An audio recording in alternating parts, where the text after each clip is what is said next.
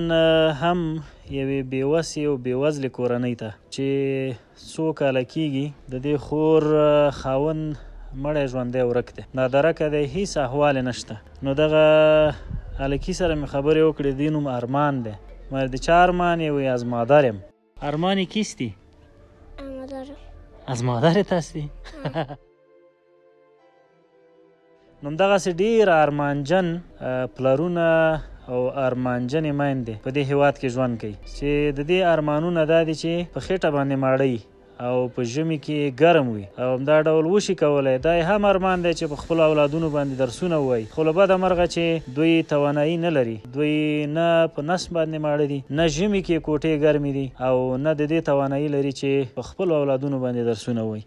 روزمره اینمی میرفتم اما بیبیاجی را کارش میکردم که مثلا اینمی کرای خانم میشد 2000 روپیه.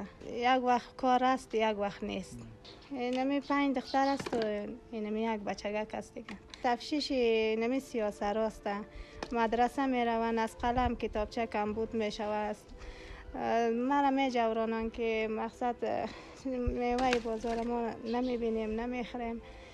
این مشکلات را در سر میاره، با جگرخونی میکنم، برای پیش از اینا گریه خونه میکنم، با خب اما دل خدا خالی میکنم دیگه.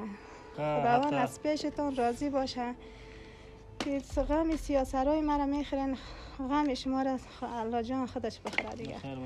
نو خور هم دعاګانې وکړي، یتیمان خوشحاله دي، د خوشحالۍ نه په جامو کې نه ځایږي، په دوی باندې اختر دی. الله تعالی دې تاسو نه خوشحاله شي، الله مو خوښ او صحتمند، روغ او رمټ لره. السلام علیکم ورحمت الله وبرکاته.